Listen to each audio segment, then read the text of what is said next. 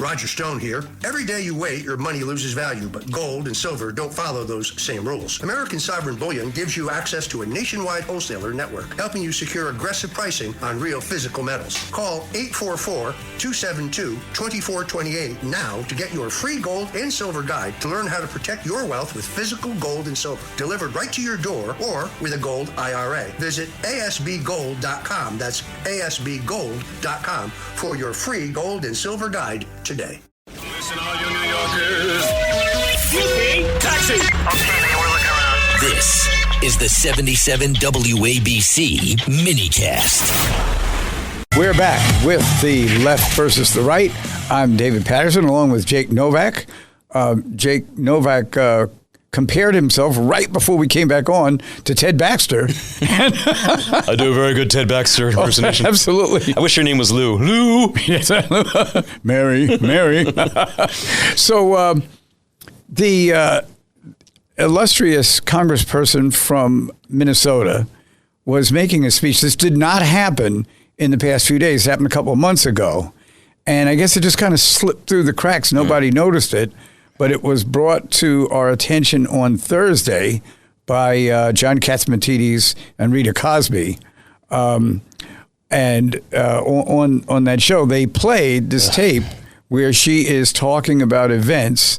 And she said, if I could paraphrase, that it wasn't like that during World War XI. Because she saw the Roman numeral 2 and read it as an 11. This is why it's good to be a sports fan. Yes, exactly. As a very young kid, because of the Super Bowls using Roman numerals, you learned all. I already knew. And I remember somebody in second grade. I was in second grade from September of 77. I wasn't left back. From 77 until June of 78. I remember somebody making that mistake in second grade, and we were laughing at him. One of the things that I've always very much held on to very strongly is when it comes to stupid things or things that are offensive that a politician says or any public figure, never chalk up to evil, which is much more likely to be the result of stupidity. This is not an educated person, obviously, and you don't have to always be very formally educated to be a smart person. We've got people on this channel who didn't get finish high school who are smarter than a heck of a lot of the rest of us. So it's not necessarily about that. But in this case, this is a woman who's incredibly ignorant. And what can I tell you? The reason I was doing the Ted Baxter thing is because, listen, Governor, I worked in local news for 6 years, all over the country, and then finally here in New York. And when I can tell you some of the things that some of the anchor people I worked with said on the air, one of them referred to the city of Hanoi, Vietnam. Hanoi, Vietnam. Yeah, North Vietnam. I had one person talking about an airplane crash and how there was debris on the ground. And I was like, is debris the opposite of getting circumcised? Because that was something during the Greek Hellenistic period. I was like, I mean, honestly, it's just one of those things where, look, you got to be very careful about that kind of stuff because everyone has a blind spot. The smartest people in the world sometimes will mispronounce a word or not know something, especially, by the way, really smart people who learn from reading only. Sometimes when someone mispronounces something, it's because they've read so much and they're so well read and they haven't actually had it spoon-fed to them by somebody else that they get it wrong. So sometimes it actually can be an indication of smarts. But World War XI, I mean, geez, did I miss 9 world wars? Clearly, I've been asleep. I hope not. I mean, but in her case, it's not that. And can we at least get really well-educated people on the other side of the fence or people who are not our friends in Congress? I mean, and I don't even think Bernie Sanders, he gets away with being considered some kind of old egghead. He's not. Have you read his doctoral? I mean, the guy's a moron. He's really not well-educated. That's why he gets away with he's got that old man thing, and he seems like he's smart because he's old. But he's not. He's not very well educated, actually. He went to good schools, but it didn't get through his head. Well, you see, that's kind of interesting because quite often when you take people who are in entertainment or news, something like that, and you put them someplace else, you get to learn a little more about them.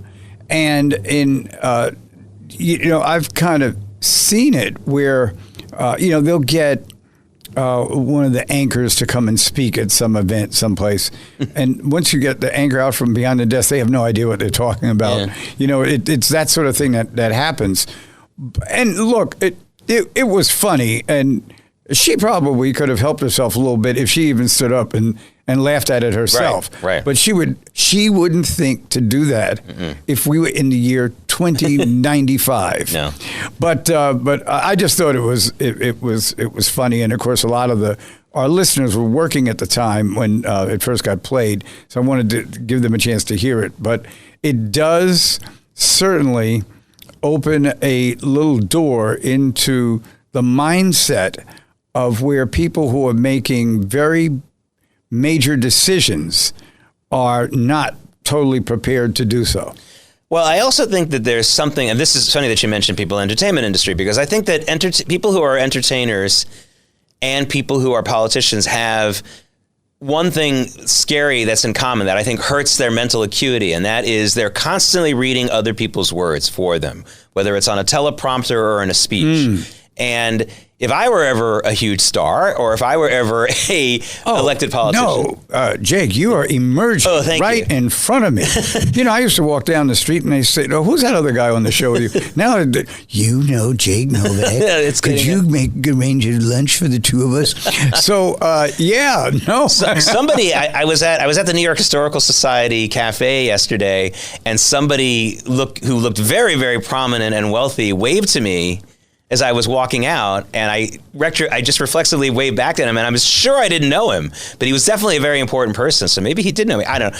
But all kidding aside, I think that if you read other people's words for you without enough input of your own to make sure that you're in there and that you're part of the construction of the words you're reading, the more your brain, I think, rots. And you're not part of the delivery. Yeah, I think your brain rots. And one of the ways that I learned this was as a father of young children, and my children now are older, but when they were little, they used to like to watch some of those Disney Channel sitcoms.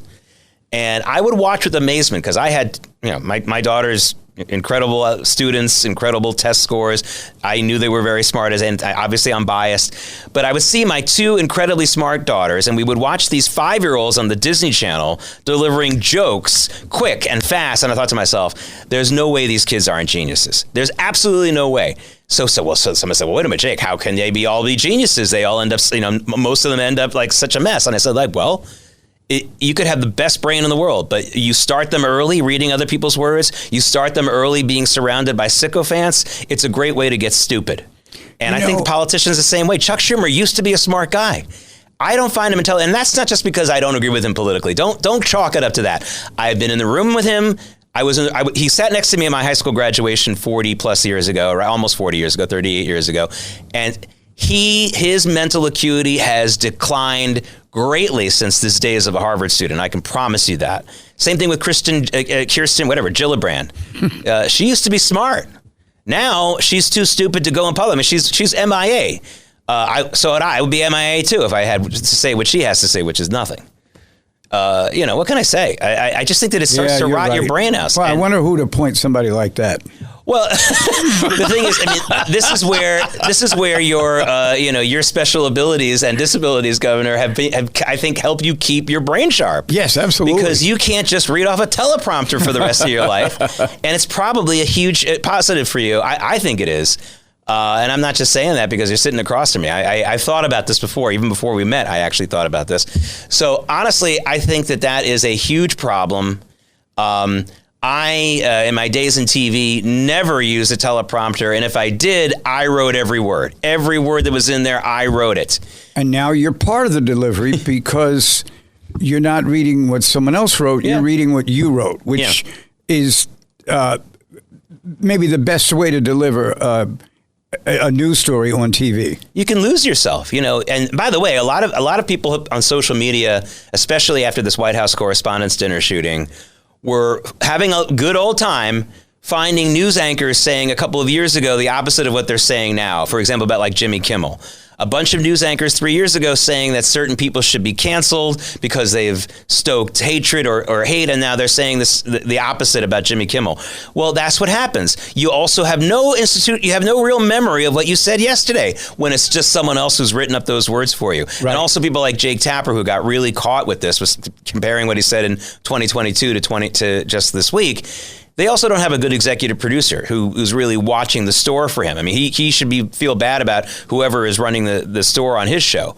But ultimately, if you're reading other people's words, you're going to not only will you not get smarter, you're going to get dumber, but you're going to forget. You'll say the exact opposite thing not much long afterwards because it wasn't your words in the first place. Now, this is fascinating. We're running out of time, but listen, when did you first think of that? Because I dare say, other than yourself, I've never heard anyone else give that as a reason why you get such poor performances from professionals and even comics.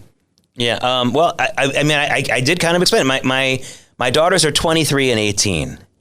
So I think I started watching some of these Disney Channel things with them probably 20 years ago. The sitcom, no, that was been too young. So let's say 18 years ago or so, when my older one was 5, and we're watching these other 5-year-olds on TV. And my 5-year-old daughter, I mean, she was incredibly verbal from the very beginning. She actually was singing before she was talking. But well before age 1, She was speaking very, very extensively. And it was always funny to see her talking to the boys in her preschool classes, because boys usually are a little bit slower with the verbal thing. And she'd just be talking up a storm and like right next to them, and they're like, ooh, you know. And yet, compared to her, these kids were still clearly well beyond. And I know they can retake the shot, and I know they can do some editing. But honestly, even at that age of 5, my daughter, it would take 18 hours to tape a half-hour sitcom with her, just like it would with anyone else. I mean, these kids who are doing this are brilliant. They're brilliant, brilliant kids. And I think we destroy them with all the other things that we know. The money, the sycophants surrounding you is also just as dangerous for your intellect. Right. You get a bunch of people kissing your butt all the time. That's another way to get stupid real fast. You got to be challenged and be worried about, how can I make an impression, a good impression with who I'm talking. If I don't have to worry about that, you're going to stop trying.